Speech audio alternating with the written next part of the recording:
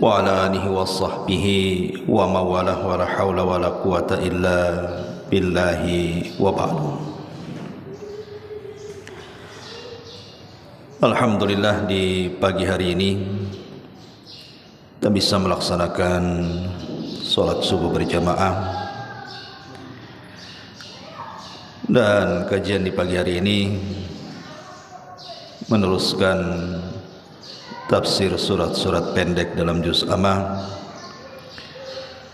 di mana kita akan membahas di pagi hari ini surat yang luar biasa walaupun pendek, suratul Asr.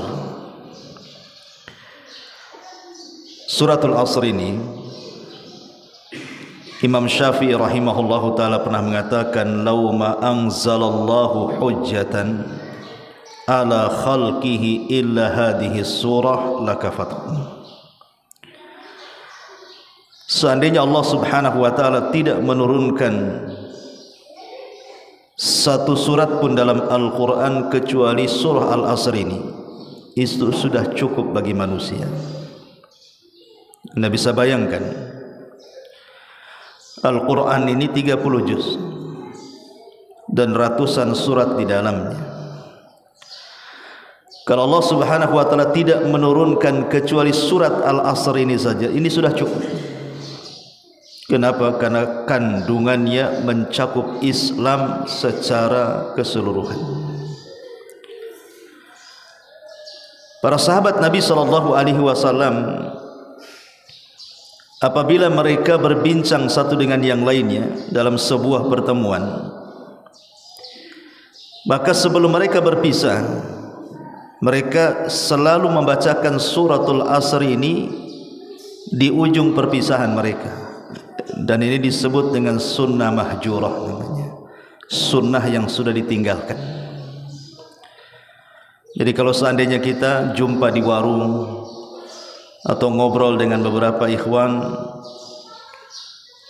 kalau di zaman para sahabat sebelum pulang, sebelum bubar, maka salah seorang di antara mereka akan membacakan surah ini. Tunggu dulu, jangan bubar dulu. A'udzubillahi minasyaitonirrajim. Wal asri innal insana lafi khusrin illa alladhina amanu wa amilus solihat wa tawasaw bil haq subhanakallahumma bihamdika asyhadu an la ilaha illa anta astaghfiruka wa atubu ilaik. Bubar. Zaman sekarang enggak ada yang kayak gini, hampir enggak pernah ada. Makanya ulama menyebutnya sunnah mahjurah, sunnah yang ditinggalkan. Kalau kafaratul majlis masih lah ya, itu pun habis ngaji. Kalau habis ketemu di warung kopi, jarang saya mendengar kafaratul majlis itu. Padahal kafaratul majlis itu artinya, kafarah itu menghapuskan dosa-dosa ucapan-ucapan yang ada di majlis itu. Namanya orang bermajlis, Iwan, terkadang ngomong asal ngomong saja, terkadang isinya ghibah, terkadang isinya namimah, terkadang isinya nyakiti orang. Tidak tahu orang bermajlis itu. Makanya disyariatkan doa kafaratul majlis. Jangan sampai kita datang tidak punya dosa, pulang pula bawa dosa. Kalau bisa kita datang tidak bawa dosa, keluar dari majlis pun sama sekali tidak bawa dosa, itu maksudnya. Itulah gunanya kafaratul majlis itu. Baik, kita baca suratnya.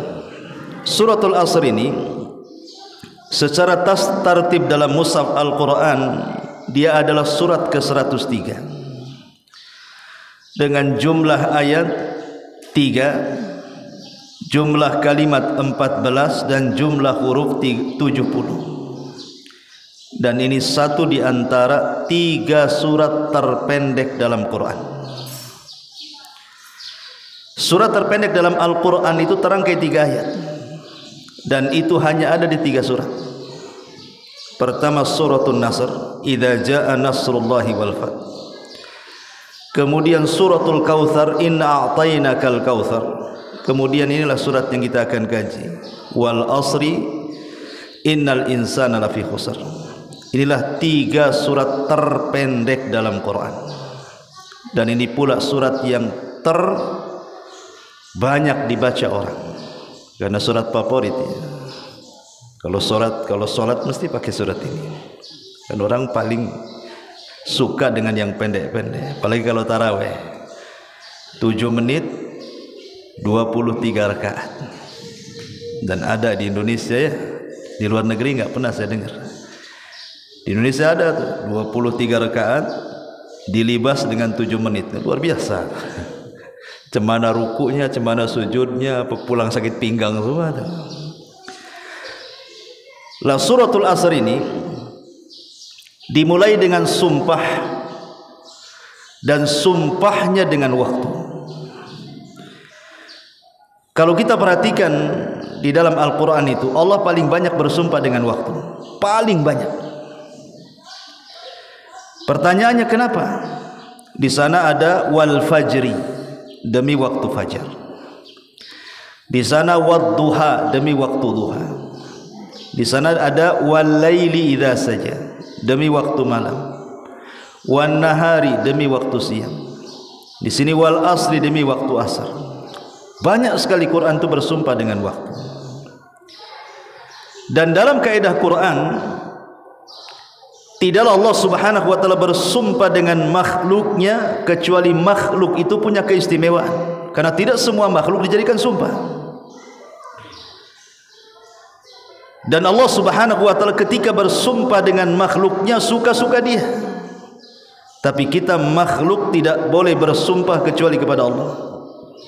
Enggak boleh kita mengatakan wal Ka'bah demi Ka'bah gitu ya. Ataupun wal Lata wal Uzza demi Lata dan Uzza, haram. Bahkan bisa masuk kepada kesyirikan. Karena Rasul mengatakan man halafa bi ghairillahi faqad asyrak. Siapa yang bersumpah kepada selain Allah maka dia telah melakukan kesyirikan. Maka tidak boleh bersumpah kecuali kepada Allah. Sampai ada istilah para ulama, bersumpah atas nama Allah untuk sebuah kedustaan jauh lebih baik dibandingkan bersumpah kepada selain Allah untuk kejujuran. Ini kaidah ini. Saya ulangi, bersumpah kepada Allah untuk kedustaan jauh lebih baik dibandingkan bersumpah kepada selain Allah untuk kejujuran. Kenapa? Karena kalau dia bersumpah kepada Allah untuk kedustaan, dia hanya bawa dosa dusta saja, tapi sumpahnya benar. Tapi kalau dia bersumpah kepada selain Allah demi kejujuran, sumpah kepada selain Allah itu kesyirikan, dan dosa syirik jauh lebih tinggi dibandingkan dosa dusta. Maka yang benar bersumpahlah kepada Allah untuk sebuah kejujuran. Kita masuk di sini wal asri, demi waktu asar. Ada yang mentafsirkan seperti itu. Tapi kalimat al-asr ini, ada yang mengatakan bahwa asr ini sejak zaman Adam sampai kiamat dibangkitkan, itulah al-asr. Ini satu juga penafsiran. Ada yang mengatakan maksudnya al-asr itu generasi, seperti asru Syafi'i, generasi Syafi'i. Asru Ahmad, generasi Ahmad. Asru Malik, generasi Imam Malik, dan begitu seterusnya.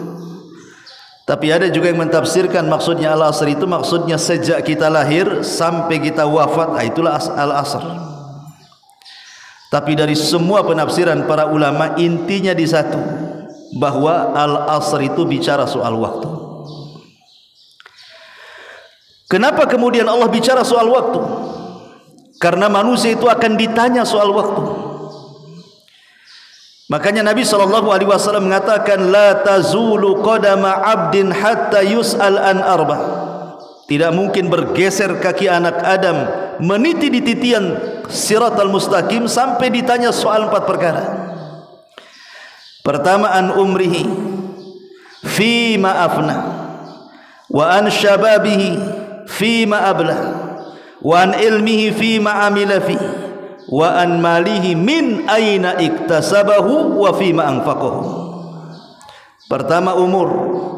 Ini bicara waktu, kemana kau habiskan. Yang kedua, masa muda. Ini bicara waktu, kemana kau lampiaskan. Yang ketiga, ilmumu, sudahkah kau amalkan. Mencari ilmu butuh waktu, mengamalkannya pun butuh waktu. Yang keempat tentang hartanya, dari mana kau dapatkan, kemana pula kau belanjakan. Mencari harta butuh waktu, membelanjakannya pun butuh waktu. 4 perkara ini bicara waktu dan akan ditanya di hadapan Allah Subhanahu wa taala. Al-Imam Ibnul Qayyim rahimahullahu taala mengatakan, manusia di hadapan waktu itu ada 2 kelompok. Kelompok yang pertama adalah orang yang memanfaatkan waktunya, dan kelompok yang kedua adalah orang yang menyia-nyiakan waktunya. Sekarang jam 5.35, antum ngaji di sini.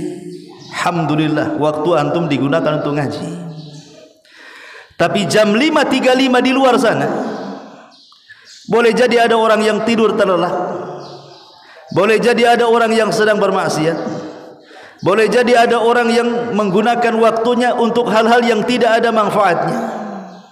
Dalam satu waktu manusia bisa melakukan apapun sesuai dengan seleranya. Ada orang yang menghabiskan waktu itu ketawa saja, kak dari pagi sampai sore. Kan ada mungkin nengok YouTube ya, entah mungkin apa gitu kan, ketawa saja, nanti ganti lagi ketawa lagi. Yang saya heran tuh sambil nelpon di jalan ketawa saja. Apa yang ditelepon, orang gila. Dulu belum ada handphone, nggak ada orang ketawa sendirian di jalan tuh. Sekarang semenjak ada handphone, masya Allah, bentar-bentar ingat orang ketawa sendiri kan itu. Bahkan perempuan aja bisa ketawa loh ya, padahal perempuan itu pemalu zaman dulu. Jangan kan bicara, ketawa aja tidak mau. Sekarang di tengah jalan ketawa dia. Ada orang menghabiskan waktunya untuk tertawa saja, tapi ada juga orang yang menghabiskan untuk menangis. Tertawa menangis ini nggak ada hukumnya.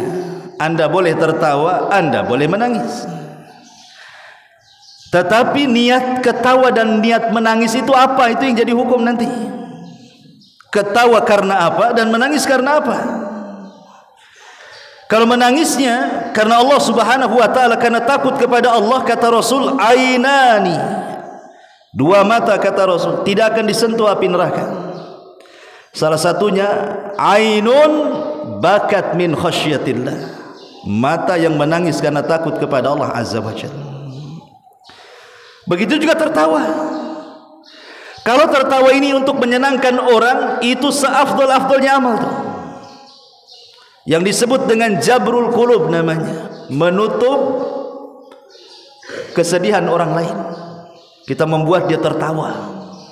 Itu amalan yang paling afdal. Kata Nabi SAW, sururun tudkhiluhu ala qalbi muslim, rasa bahagia yang Anda masukkan ke hati seorang mukmin itu kalau dalam rangka menghibur, kan gitu ya, menghibur saudara kita yang sedang sedih. Tapi kalau menangisnya karena banyak utang, menangis, stres, mikir kan, kok orang kayak gitu saya kayak gini gitu ya, kok si anu kayak begitu saya kayak gini, kok si anu kalau usaha itu masya Allah bentang-bentang tikar, saya pula usaha malah terbalik pula, gulung tikar. Nangis karena dunia. Itu nangis apa yang ditangisi dunia ya. Jadi menangis dan tertawa itu tidak ada hukumnya. Ketika ada hukumnya itu, Anda menangis untuk apa, tertawa untuk apa, itulah baru terjadi hukum di situ. Maka kalimat wal asri, demi waktu, terutama di bulan Ramadan ya, ini ada nasihat para ulama. Ramadan ini sebenarnya ikhwan adalah fursah, kesempatan kita ini mendulang pahala sebanyak-banyaknya. Karena amalan di bulan Ramadan ini bisa dilipat gandakan bila orang paham tentang waktu setiap detiknya di bulan Ramadan. Tapi ada orang-orang yang dicuri pahalanya di bulan Ramadan. Siapa yang mencuri ini? Satu, yang mencuri pahala di bulan Ramadan, kata para ulama, adalah televisi. Televisi ini yang mencuri pahala manusia di bulan Ramadan. Coba kalau orang sudah nongkrong nonton TV gitu kan, zaman dulu lah, sekarang udah beralih ke handphone kan, udah lupa tuh. Apalagi orang-orang kafir tahu. bahwa orang-orang Islam ini di bulan Ramadan sedang meningkat ibadahnya. Bagaimana mereka membuat acara supaya lalai?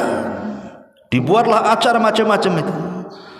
Jadi satu hari itu dia nongkrong di televisi itu, memang tidak lapar, tidak haus, menyingkat puasa kan itu ya. Tapi dilupakan dari ibadah. Nah, ini bahaya. Ya. Ini yang pertama. Yang kedua yang melalaikan waktu di bulan Ramadan adalah al-aswaq, pasar. Pasar ini tempat melalaikan waktu. Orang kalau sudah masuk ke mall nggak ngapa-ngapain tuh, ngadem saja. Itu berjam-jam dia bisa nggak keluar dari mall tuh. Nanti keliling lantai 1, penasaran di lantai 2, lantai 3 sampai paling atas, balik lagi ke lantai 1 tuh ngapain sebenarnya? Bolak-balik naik eskalator itu, berjam-jam di situ. Ya, kalau ditanya ngapain di mall, ngabuburit, padahal masih pagi. Ngabuburit itu sore kan gitu. Pagi-pagi udah ngabuburit deh gitu. Ya. Itu mencuri pahala kita di bulan Ramadan. Termasuk as-sahar. Sahar itu apa? Begadang. Kalau begadangnya untuk baca Quran, untuk qiyamul lail, alhamdulillah bagus. Tapi kalau begadang hanya ngobrol atau kuliner Ramadan karena siangnya tidak makan gitu ya, sampai pulang jam 1 jam 2 baru tidur, jangankan sholat malam, subuh aja bablas tuh. Nanti ini balas dendamnya, puasanya tuh tidur. Kalau malamnya begadang, saya pastikan tuh mulai subuh itu sudah jadi bangkai sampai asar tuh. Nanti bangun asar itu sholat asar langsung ke pasar kaget tuh. Jadi langsung sibuk cari makanan. Nah, ini kan masalah begadang nih. Jadi pahala kita dicuri itu di bulan Ramadan. Atau mungkin khusus ibu-ibu kan, matbakh lah bahasa Arabnya, bahasa kitanya apa? Sibuk di dapur. Masak sana, masak sini. Nanti ketika berbuka itu yang dimakan tak banyak sebenarnya, karena orang puasa itu makan sedikit kenyang dia. Ujung-ujungnya dibuang pula makanan itu. Nah, ini kan mubadzir namanya. Ya. Kemudian juga yang bisa mencuri waktu pahala ataupun mencuri pahala di bulan Ramadan yang berkaitan dengan waktu adalah al-hatib. Ya tadi saya contohkan telepon. Kadang telepon dengan kawannya, entah apa yang ditelepon itu. Ya bukan nasihat, bukan apa, ya telepon saja. Kadang-kadang kalau perempuan telepon begibah pula dia dengan kawannya di telepon itu. Habis waktunya hanya untuk itu saja. Yang lebih parah lagi internet lagi. Handphone ini subhanallah, dulu masjid ini masih dihargai lah ya.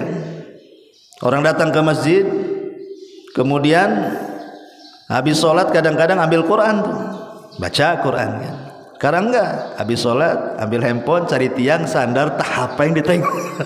saya lihat umumnya kayak gitu tuh ya. Habis sholat tuh cari tiang dulu pertama tuh, cari tiang, habis tiang bersandar dia, ambil handphone, apa yang ditengok tuh kan. Bukan baca Quran, kadang-kadang YouTube, kadang-kadang apa pula coba yang ditonton itu. Ini masjid loh, kenapa nggak keluar masjid saja? Ini kan tidak menghargai masjid namanya. Padahal Allah Subhanahu wa taala mengatakan dalam Al-Qur'anul Karim, "Wa man yu'azzim sya'airallah fa innahu min taqwal qulub." Orang kalau mengagungkan syiar Allah itu bagian takwa. Ketika kita melakukan seperti itu, kita tidak menghargai masjid, artinya ketakwaan kita ini dipertanyakan. Masa masjid tidak dihargai? Ini rumah Allah, ya kan? Ini kan bahaya nih kayak gini nih. Masyarul muslimin yang dimuliakan Allah Azza wa Jalla. Kemudian juga yang menghilangkan pahala di bulan Ramadan adalah majalis al-khaliyatu min dzikrillah. Kumpul-kumpul yang enggak ada zikirnya di situ, untuk ngobrol sana sini, ngalur ngidul, ngetan, ngulon macam-macam, enggak jelas mau ngobrol apa itu. Habis waktunya berjam-jam di situ. Padahal kalau dia bisa gunakan zikir, baca Quran atau ngomong manfaat lah soal dunia akhirat kan masih untung tuh. Ini masalah juga. Masyarul muslimin yang dimuliakan Allah Azza wa Jalla. Taib. Di sini Allah mengatakan wal asri, demi waktu atau demi masa. Surat Al-Asr ini kalau kita lihat tartib mushaf itu jatuh setelah surah At-Takatsur. Surah At-Takatsur dulu, baru kemudian suratul Asr. Apa korelasinya dua surat ini? Karena Allah Subhanahu wa taala tidak mungkin meletakkan surat dengan sembarang letak, tidak. Kenapa habis Al-Baqarah, Al-Imran, habis Al-Imran surat ini? Termasuk juga surah Al-Asr ini sebelumnya At-Takatsur, tentu ada korelasinya, dan ini bagian daripada ijaz Al-Quran namanya. Jadi Allah tidak sembarang meletakkan surat ini di sini, surat itu di situ. Enggak, pasti ada korelasinya di situ. Ketika bicara tentang At-Takatsur, maka di permulaan ayat Allah mengatakan apa? Alhaakumut takatsur hatta zurtumul maqabir kalla sawfa ta'lamun ila akhiril ayat. Alhaakumut takatsur, telah melalaikan kalian at-takatsur, berlomba-lombanya kalian kepada dunia, dan kalian akan berhenti sampai kalian masuk liang kubur. Baru berhenti. Kalau orang sudah ditimbun tanah, baru berhenti dia. Kemudian setelah itu Allah mengatakan wal asri, demi waktu, seolah-olah Allah ingin katakan setelah Allah menyebut ayat atau surah At-Takatsur kemudian wal asr, ini ada di antara manusia yang sejak lahir kemudian akil balik kemudian mati, itu hanya otaknya dunia saja, berlomba-lomba dengan dunia saja, nggak ada akhiratnya, padahal dia muslim. Dan itu kita bisa saksikan tuh. Ada orang yang hari-harinya itu bagaimana dunia. Makanya sering saya katakan, ada orang kaya bukan menikmati kekayaannya, tersiksa dengan kekayaannya. Seperti apa tersiksa dengan kekayaannya? Karena tidak ada waktu untuk keluarganya, tidak ada waktu untuk istirahatnya, tidak ada waktu untuk bercanda dengan teman-temannya, sibuk aja cari dunia. Orang miskin aja gak sibuk kayak gitu cari dunia. Masihlah orang miskin itu masih kumpul sama anaknya, sama istrinya, adalah bercanda dengan kawannya, ada dia golek-goleknya. Ini orang kaya nggak ada kayak gitu tuh. Dari pagi sampai pagi cari harta saja. Kan ini namanya dunia nyiksa dia. Kok bisa orang kaya tersiksa dengan dunianya? Harusnya orang kaya itu menikmati dengan dunianya. Lah kan aneh kayak gini nih. Nah, ini juga makanya kenapa Allah Subhanahu wa taala setelah menyebutkan At-Takatsur wal asr, karena ada manusia itu yang habiskan waktunya hanya otaknya dunia saja. Makanya kenapa Allah mengatakan innal insana lafi khusrin. Manusia itu sungguh berada di atas kerugian. Orang-orang yang menghabiskan waktunya untuk dunia itu, itulah khusrin, itulah kerugian. Ma'asyiral muslimin yang dimuliakan Allah Azza wa Jalla, sebagian manusia ada yang salah paham ketika mengartikan kalimat rugi dalam suratul Asr ini. Ustaz, kalau orang jualan kemudian bangkrut, gulung tikar, itulah rugi katanya. Atau kalau umpamanya punya rumah, tiba-tiba ada gempa, ada tsunami, roboh semua, hartanya habis ludes, itulah rugi. Jadi ada orang itu berpikir kalau rugi itu soal dunia saja. Usahanya gulung tikar rugi, rumahnya roboh rugi, uangnya hilang rugi. Jadi seolah-olah rugi ini kalau dunia lenyap. Rupanya konsep seperti ini disalahkan dalam Quran. Bukan itu. Kenapa kemudian orang-orang seperti ini ketika mengatakan konsep rugi itu kalau rugi dunianya? Karena mereka tidak paham konsep kebahagiaan dalam Islam itu seperti apa. Mereka pikir itu kalau tidak punya harta nggak bahagia, kalau tidak punya pangkat jabatan kepemimpinan nggak bahagia. Siapa bilang? Ingat, Allah itu ya sudah membagi-bagikan nikmat itu secara adil. Allah itu maha adil, membagi-bagikan nikmat kepada hamba-hambanya, baik si kaya ataupun si miskin. Makanya sering saya contohkan kan, ada orang kaya ikhwan, uangnya miliaran, triliunan lagi. Kalau dia mau borong nasi padang satu kota Batam itu dia bisa, dengan berbagai macam lauknya loh ya. Pokoknya ini meja ini 100 meter sana, isi dengan lauk pauk tuh. Kan paling banyak itu warung Padang tuh lauknya. Macam-macam rendang, macam-macam gulai, macam-macam mana kan. Ketika suruh makan tak bisa dimakan. Makan ini asam urat, makan ini kolesterol, darah tinggi, macam-macam. Balik ke kentang goreng, sebenarnya itu orang kaya tuh. Tidak bisa dimakan semuanya. Makanan-makanan tertentu saja dia bisa makan. Tapi orang miskin kasih semuanya, habis dijilati sak mangkok-mangkoknya. Kenapa? Kenapa orang kaya takut dengan penyakit? Kenapa orang miskin tidak? Karena orang miskin itu tidak pernah medical check up. Ada orang miskin medical check up? Nggak ada, nggak peduli. Asam urat dilarang, hantam saja. Ya, kolesterol dia hantam, nggak peduli orang miskin itu. Senang aja dia hidupnya. Orang kaya nggak bisa main comot, makan comot ini pantangan nih. Makannya langsung naik, nggak bisa. Coba bayangkan. Enaknya di mana? Kalau punya uang nggak bisa makan. Ada orang kaya rumahnya bagus, kamarnya empuk, AC-nya 9, udah kayak kutub tuh, masuk aja kayak masuk peti sejuk tuh. Nggak bisa tidur. Kalau nggak minum pil itu obat apa ya, antimo. Kalau minum antimo baru bisa tidur dia. Stres mikir kan. Orang miskin jangan kasih rumah bagus-bagus, kasih bantal tuh di teras masjid tuh. Ngoroknya 1 kilo kan gitu ya. Lah gimana coba? Buat apa jadi orang kaya? Tidur aja minum pil. Orang miskin nggak usah minum pil, langsung tidur dia. Dari sini menunjukkan apa? Allah itu maha adil. Allah berikan nikmat kepada orang miskin lain, Allah berikan nikmat kepada orang kaya lain. Tetapi kadang-kadang konsep memandang dunia ini yang salah.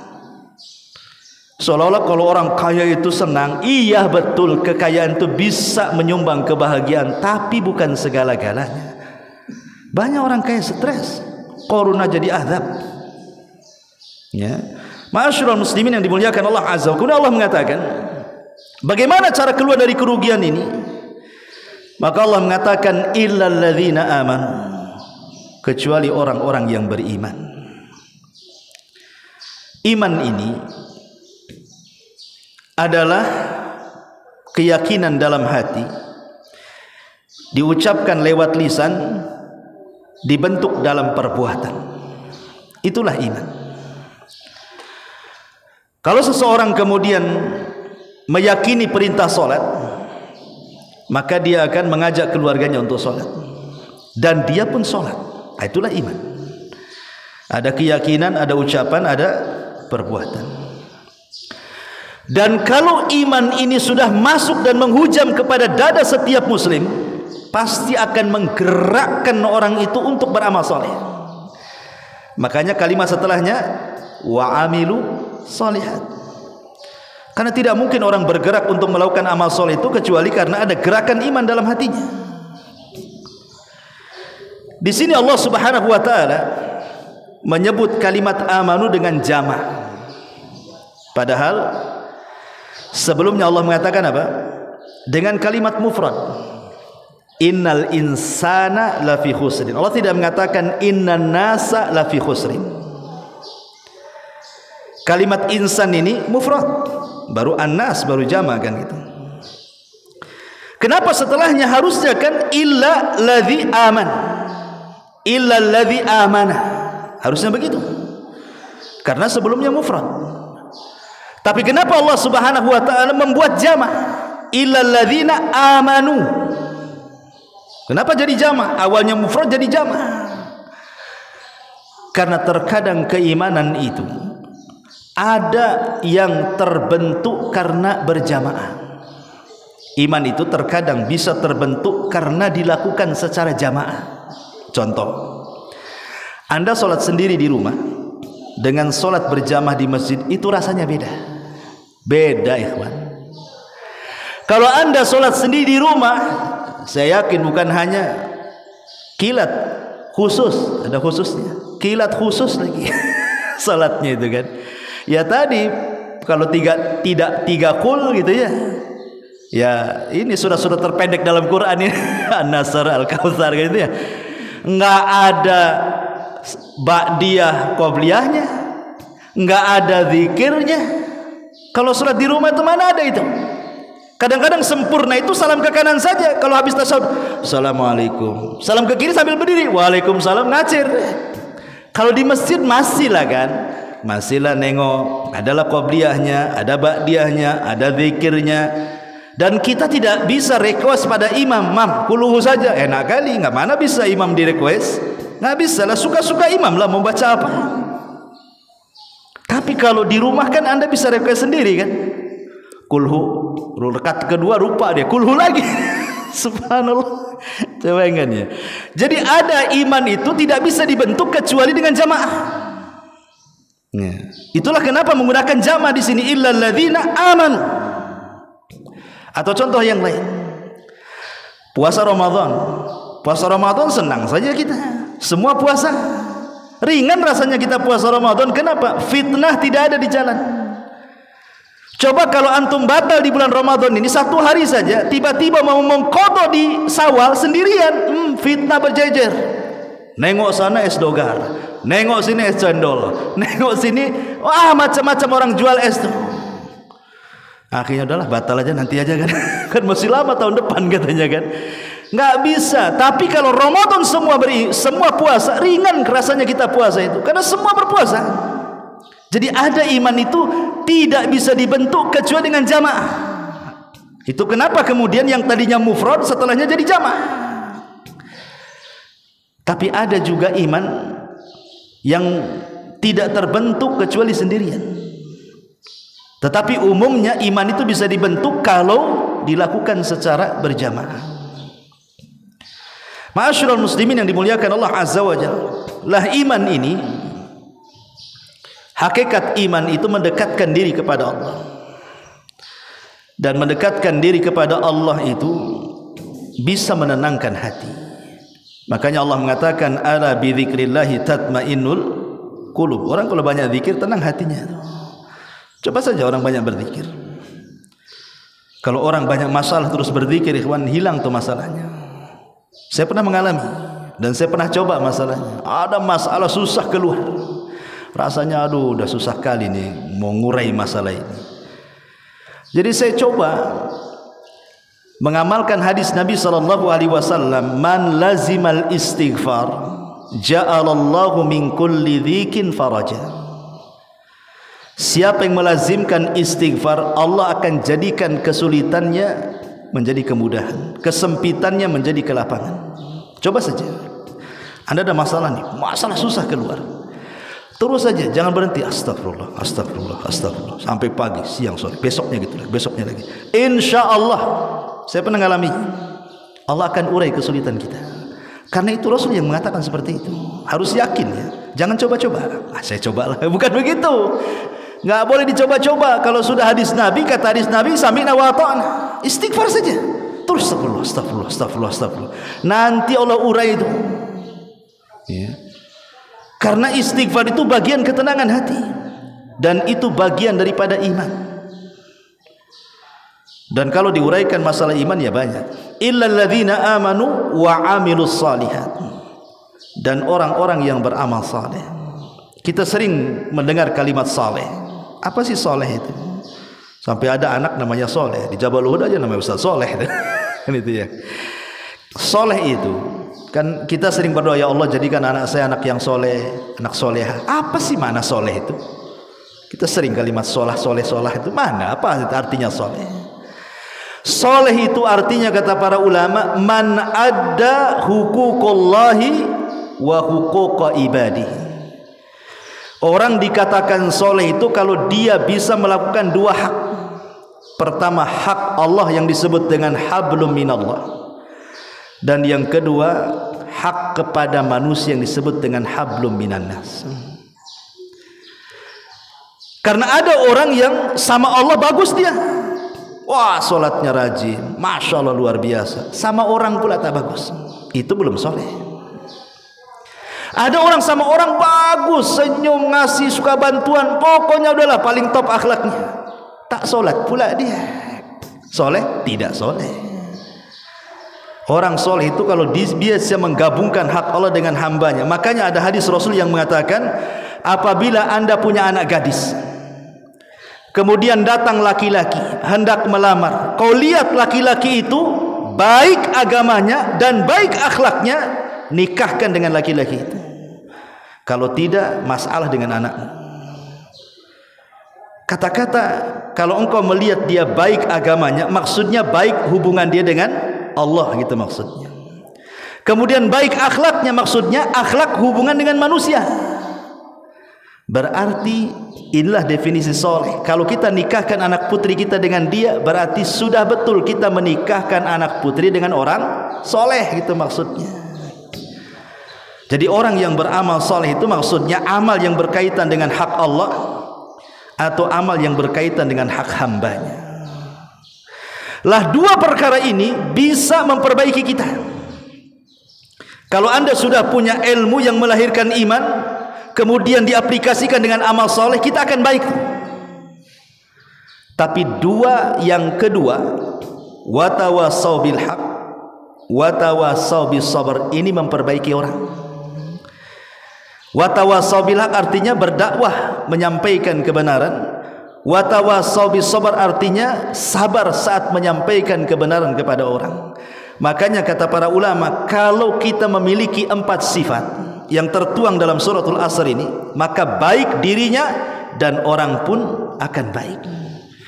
Karena ilmu yang melahirkan iman, kemudian melahirkan amal, memperbaiki kita. Dakwah kepada orang, sabar ketika mendakwai orang, itu memperbaiki orang. Sempurnalah hidupnya. Itulah kata Nabi SAW, khairun nas anfa'uhum linnas. Sebaik-baik manusia itu bukan hanya manfaat untuk dirinya saja, tapi ditularkan manfaatnya kepada orang lain. Berarti sempurnalah hidup dia. Ilmu, amal, dakwah, sabar. Kata Imam Syafi'i, kalau Allah tidak turunkan kecuali surat ini saja, sudah cukup bagi manusia itu. Kenapa? Memperbaiki diri dan memperbaiki orang. Itulah, walaupun pendek surah ini, kalau dijabarkan kemana-mana. Wallahu a'lam bishawab. Sudah jam 6. Subhanaka bihamdika asyhadu an la ilaha illa anta astaghfiruka wa atubu ilaik. Allahu ta'ala. Assalamualaikum warahmatullahi wabarakatuh.